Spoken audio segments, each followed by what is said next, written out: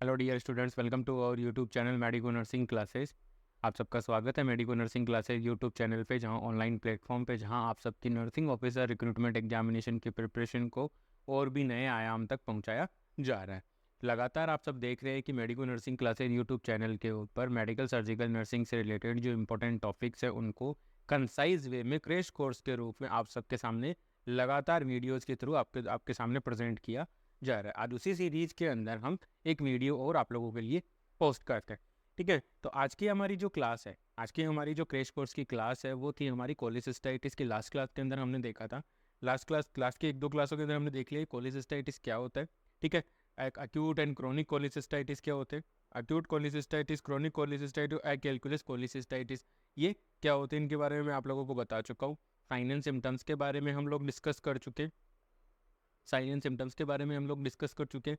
साथ के साथ हमने देखा था मर्फी साइन, जो कि काफ़ी इंपॉर्टेंट है स्टूडेंट्स, जो कि बहुत ही ज़्यादा इंपॉर्टेंट है आज की क्लास से रिलेटेड।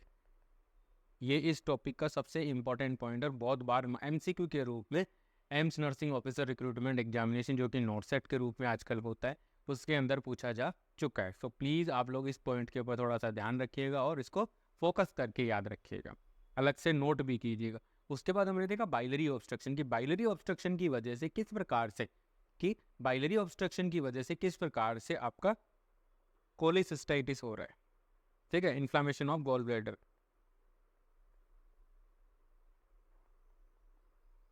इन्फ्लामेशन ऑफ जीबी, कि गॉल ब्लैडर का किस प्रकार से इन्फ्लामेशन हो रहा है वो आपका बाइलरी ऑब्स्ट्रक्शन की वजह से, वो हम लोगों ने देख लिया था। यहाँ पे सबसे इंपॉर्टेंट पॉइंट है कि इसका सबसे जब बाइलरी ऑब्स्ट्रक्शन की वजह से जब कोलिसिस्टाइटिस होता है, गॉल ब्लैडर का इन्फ्लेमेशन होता है, तो सिचुएशन के अंदर सबसे जो इंपॉर्टेंट सिम्टम्स आता है वो तो आपका वो आएगा आपका जॉइंटिक्स का। वो सबसे इंपॉर्टेंट सिम्टम्स आपका क्या आएगा, जॉइंटिक्स का आएगा। उसके बाद आएगा आपका डार्क ऑरेंज और फोमी यूरिन, क्या आएगा, डार्क ऑरेंज और फोमी यूरिन, ये इंपॉर्टेंट सिम्टम्स आएगा। साथ के साथ उसके बाद आएगा कि जो बाइलरी ऑब्स्ट्रक्शन हो चुका है तो फेट डाइजेशन है वो क्या हो जाता है, इम्पेयर्ड। बाइल ऑब्स्ट्रक्शन की वजह से क्या होगा, नॉर्मली बिलियरी ऑब्स्ट्रक्शन। अब अगर आपको फेट के डाइजेशन के लिए बाइल नहीं मिल रहा है, बाइल नहीं मिलेगा तो स्टूडेंट्स क्या होगा, बाइल नहीं मिलेगा तो वहाँ पर क्या होगा, फेट का डाइजेशन, मतलब इनएबिलिटी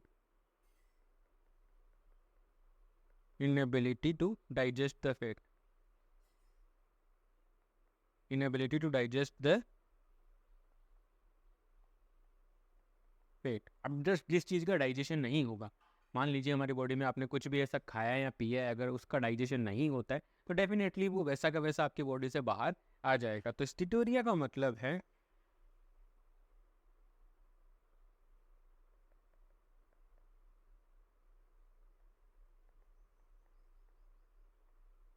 फेट डिस्चार्ज इन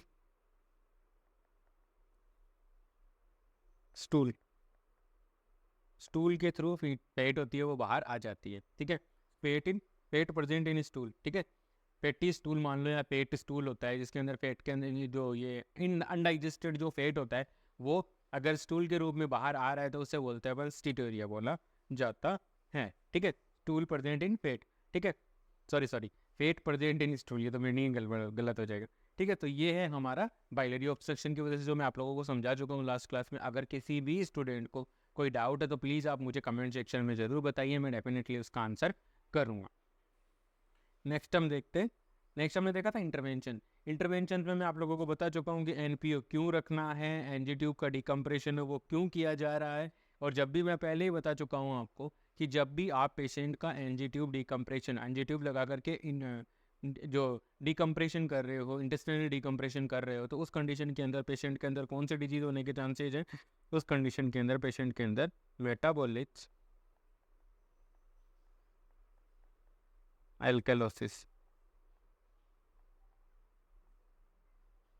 मेटाबॉलिक एल्केलोसिस होने के पूरे पूरे चांसेज होते हैं। तो इस समय हमें बहुत ही ज़्यादा ध्यान रखना पड़ेगा कि हमारे पेशेंट को मेटाबॉलिक एल्केलोसिस है वो ना हो जाए। ठीक है, उसके साथ मैंने आप लोगों को लास्ट क्लास में एक्सप्लेन किया था कि एंटीइमेटिक्स वोमिटिंग को रोकने के लिए, पेन के लिए एनाल्जेसिक दे सकते हैं, और एब्डोमिनल पेन के लिए हम क्या दे सकते हैं, एंटीस्पास्मोडिक दे सकते हैं। और ये सब हमें एक डॉक्टर्स के प्रेस्क्राइब्ड डॉक्टर के प्रेस्क्रिप्शन को देख के, साथ के साथ डॉक्टर के ऑर्डर के अकॉर्डिंग हमें ये लगानी है, बिना अपनी मर्जी की हमें नहीं लगानी है। उसके बाद हमें क्या करना है, हमें हमारे पेशेंट को एजुकेट करना है कि कोलिसिस्टाइटिस तो हो गया, उसको ठीक होने में टाइम लगेगा, तो आपको क्या करना है, स्मॉल एंड फ्रीक्वेंट मील, क्या करना है, small and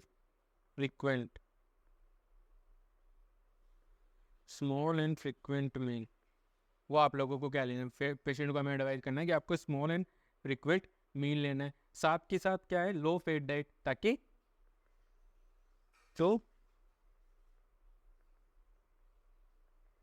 maintain digestion,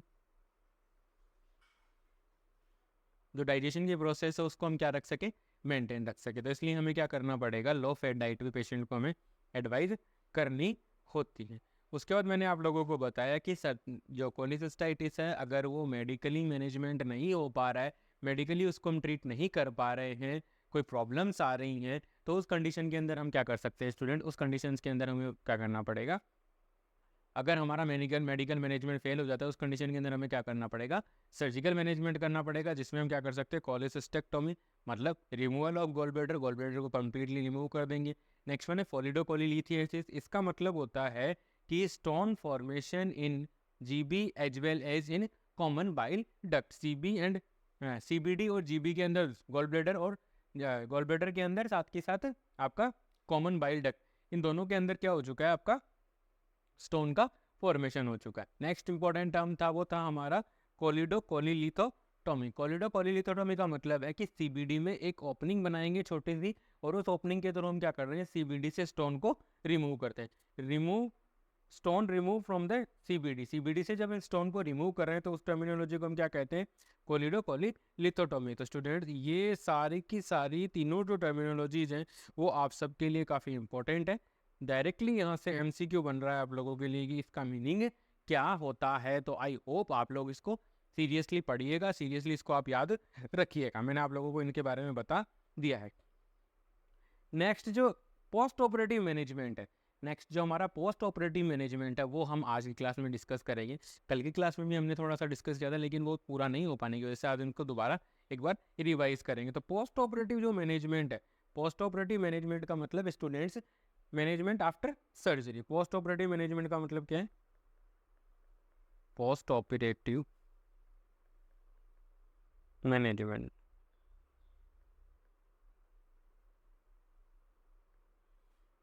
post operative management का मतलब है management after the post surgery, management after post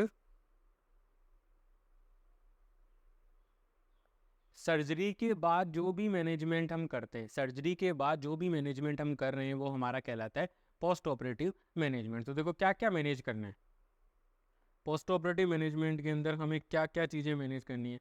first one हमें करना है रेस्पिरेटरी कॉम्प्लिकेशंस को प्रिवेंट करना है। क्या प्रिवेंट करना है, respiratory complication, respiratory complication, respiratory complications को हमें क्या करना पड़ेगा, प्रिवेंट करना है। स्टूडेंट्स, मैं आप सबको पहले भी बता चुका हूँ, जब हमने पेरी ऑपरेटिव नर्सिंग का चैप्टर हमने फिनिश किया था, पूरा डिटेल के साथ पढ़ा हुआ है, उसमें कोई कमी, कहीं पर भी कोई कमी नहीं छोड़ी हुई है। तो प्लीज़, अगर कोई इस पेरी ऑपरेटिव नर्सिंग के बारे में कोई भी स्टूडेंट अगर डिटेल के साथ स्टडी करना चाहता है, मेरी आप सबसे रिक्वेस्ट है, प्लीज़ आप मेडिको नर्सिंग क्लासेज के यूट्यूब चैनल पर जाइए, और वहाँ से आप क्या कर सकते हो, वहाँ से आप इसको स्टडी कर सकते हो। आई होप आप लोगों के लिए ये बेनिफिशियल होगा। तो प्लीज़, आज का जो टॉपिक है हमारा, इसमें कि रेस्पिरेटरी कॉम्प्लिकेशन, मैंने उस क्लास में बताया था, मैं आपको आज भी बता रहा हूँ कि जब भी हम किसी पेशेंट की थोरेसिक और अपर एब्डोमिनल सर्जरीज करते हैं, जब भी हम किसी पेशेंट की थोरेसिक और अपर एब्डोमिनल सर्जरीज करते हैं, तो उस कंडीशन के अंदर क्या होता है, पेशेंट है वो अच्छे तरीके से ब्रीथिंग नहीं कर पाता है, क्योंकि वो जैसे ही ब्रीथिंग करेगा, ब्रीथिंग करते ही उसको क्या होता है, पेशेंट को पेन होता है। तो वो पेशेंट क्या करता है, सांस भी पूरी गिन के लेना शुरू करता है, मतलब जो मतलब सांस है, जो ब्रीथिंग है, वो पूरी डीप ब्रीथिंग नहीं करेगा, तो वहाँ पर एक कॉम्प्लिकेशन होता है, एटिलेक्टेसिस। एटिलेक्टेसिस होने के चांसेस होते हैं। Most MCQ most common. अब आप लोगों से पूछा जा सकता है कि पोस्ट ऑपरेटिव टाइम में, after surgery post operative period के दौरान मोस्ट कॉमन रेस्पिरेटरी कॉम्प्लिकेशन है वो कौन सा है? तो स्टूडेंट्स आप सबको बताना है atelectasis is the most common complication that is arise or that is occur in the thoracic and upper abdominal surgeries patient as a atelectasis. ठीक है, एटिलेक्टेसिस के रूप में ये जो कॉम्प्लिकेशन है वो देखने को मिलता है। तो हमें क्या करना पड़ेगा? नॉर्मली क्या होता है, मैं आप लोगों को कल भी बताया था, कल की क्लास के अंदर अगर आप लोगों ने कल की क्लास ली है तो ये तो हम मान रहे थे स्टर्नम, और इस प्रकार से हमारा रिब्स केज था। ठीक है, तो इस प्रकार से रिब्स केज था, तो रिब्स जब लोअर स्टर्नम था, ठीक है, तो जो कोस्टल मार्जिन है उसके ऊपर हम लोगों ने एक इंसिजन लगाया था, जिसको मैंने आप लोगों को बताया था, उसे हम क्या कह रहे थे? कोचर इंसिजन कहा था। ठीक है, कोकर इंसिजन हमने कहा था, मैंने आप कल की क्लास के अंदर बहुत ही अच्छे से समझाया हुआ है, प्लीज़ आप उसको एक बार रेफर कर लीजिएगा। तो अब ये जो इंसिजन है वो क्या है? Just below the coastal margin, ribs के जहाँ खत्म होता है उसके जस्ट नीचे ये इंसिजन दिया हुआ है। तो जैसे ही रेस्पिरेशन के लिए डायफ्राम मूव करेगा तो इस इंसिजन की वजह से क्या होगा? पेन होगा। पेन होगा तो पेशेंट है वो क्या नहीं करेगा? प्रॉपर ब्रीथिंग नहीं कर पाएगा। प्रॉपर ब्रीथिंग नहीं करेगा क्योंकि जैसे ही वो डीप ब्रीथिंग करने की कोशिश करेगा उसको पेन फील होगा, तो वो क्या करेगा? सांस नहीं लेगा ढंग से, वो ब्रीथिंग नहीं कर पाएगा, एक प्रॉपर तरीके से ब्रीथिंग नहीं करेगा, तो उस कंडीशन के अंदर उसमें क्या होने के चांसेज है? एटिलेक्टेसिस होने के चांसेज है। तो हमें रेस्पिरेटरी कॉम्प्लिकेशन है उनको क्या करना है? मॉनिटर करना है। पेशाब के साथ इनको प्रिवेंट करने के लिए हमें पेशेंट को स्पायरोमेट्री, कपिंग और डीप ब्रीथिंग के बारे में बताना है। ठीक है, अब इनको प्रिवेंट कैसे करेंगे? इनको प्रिवेंट करने के लिए हम क्या कर सकते हैं? पेशेंट को coughing and deep breathing, coughing and deep breathing, coughing and deep breathing technique, coughing and deep breathing techniques के बारे में हम पेशेंट को बता सकते हैं। साथ के साथ हम पेशेंट को स्पायरोमेट्री के बारे में बता सकते हैं। पेशेंट को हम क्या बता सकते हैं? स्पायरोमेट्री, ताकि ये सारे वो मेजर्स हैं जो मेजर्स क्या कर सकते हैं? Prevent the atelectasis, prevent the atelectasis. ये एटिलेक्टेसिस को क्या करते हैं स्टूडेंट? प्रिवेंट करते हैं। तो ये हमें करना है। नेक्स्ट उसके बाद हमें क्या करना है? हमें पेशेंट को एब्डोमिनल स्प्लिंट के बारे में बताना है। हमें हमारे पेशेंट को एजुकेट करना है कि आप एब्डोमिनल स्प्लिंट है उनका यूज़ भी कर सकते हो ड्यूरिंग, ये स्पेलिंग यहाँ पे मिस्टेक है, यहाँ पर क्या होगा स्टूडेंट्स? यहाँ पर करना है आप लोगों को कफिंग। ठीक है, यहाँ पर आ जाएगा कफिंग, COUGHING, कफिंग आ जाएगा। ठीक है, ये स्पेलिंग थोड़ा सा मिस्टेक थी, उसके लिए सॉरी।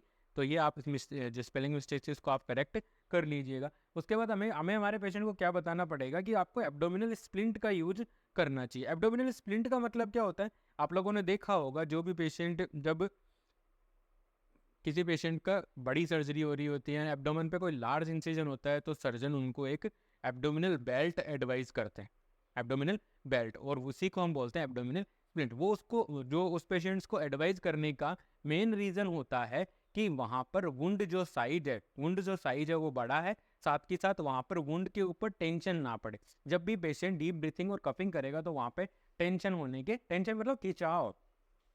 मतलब खिंचाव को कम करने के लिए हम क्या करेंगे?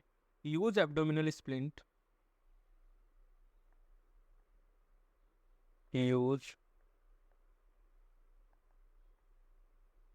Use abdominal splint, use abdominal splint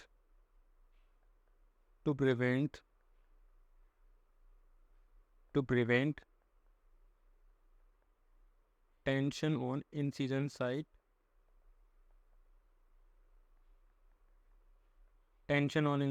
incision site के ऊपर हम टेंशन को प्रिवेंट करने के लिए एब्डोमिनल स्प्लिंट का यूज कर सकते हैं। साथ के साथ एब्डोमिनल स्प्लिंट को यूज करने के दो फायदे हो रहे हैं। क्या प्रिवेंट करेगी? It prevent the wound evisceration and wound dehiscence. क्या प्रिवेंट करेगी? वुंड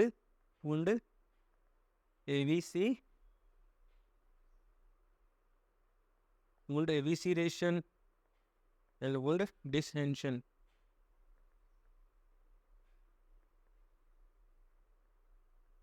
डिसेंशन, ठीक है। वुंड एविसिरेशन और वुंड डिसेंशन। ये एविसिरेशन का मतलब है protrusion of organ through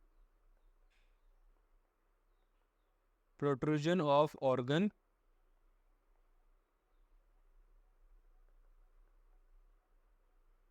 protrusion of internal organ through the wound, surgical wound से, यानी कि इंसिजन, ठीक है, इंसिजन के थ्रू। दूसरे वर्ड का क्या मीनिंग है? दूसरे वर्ड का मीनिंग ये बताता हूँ आपको। डिसेंशन का मतलब होता है separation of wound edges. Dehiscence का मतलब होता है सेपरेशन ऑफ वुंड एजेज।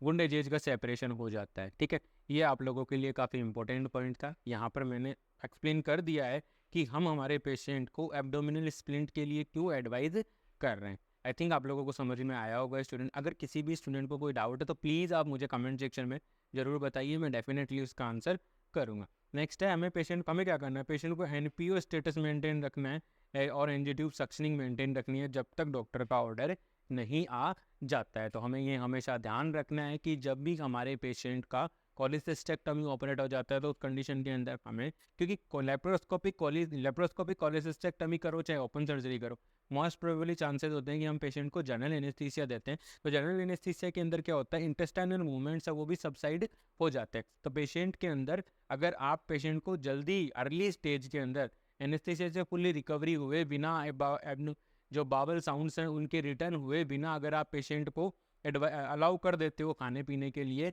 तो उस सिचुएशन के अंदर क्या हो सकता है? उस सिचुएशन के अंदर स्टूडेंट्स पेशेंट के अंदर पैरालाइटिक इलियस जैसे कॉम्प्लिकेशन वो अराइज हो सकते हैं, इंटेस्टाइनल ऑब्स्ट्रक्शन जैसे कॉम्प्लिकेशन है वो क्या हो सकते हैं? अराइज हो सकते हैं। इसलिए मैं इसीलिए हमें क्या करना है, as per doctor's advice NPO status maintain रखना है, साथ के साथ एंजियोट्यूब सक्शनिंग को भी मेंटेन रखना है। तो आई होप आप लोगों को समझ में आया होगा। अगर किसी भी स्टूडेंट को कोई डाउट है तो प्लीज़ आप मुझे कमेंट सेक्शन में ज़रूर बताइए, मैं डेफिनेटली इसका आंसर करूँगा। आज की क्लास में इतना ही। आई होप मेरे द्वारा प्रोवाइड की जा रही नर्सिंग ऑफिसर रिक्रूटमेंट की क्लासें, क्रैश कोर्स की क्लास, लेक्चर वीडियोस आप सबकी नर्सिंग ऑफिसर रिक्रूटमेंट एग्जामिनेशन की प्रिपरेशन में आपकी हेल्प कर रहे होंगे। Please do consider like, share and subscribe. Thank you so much.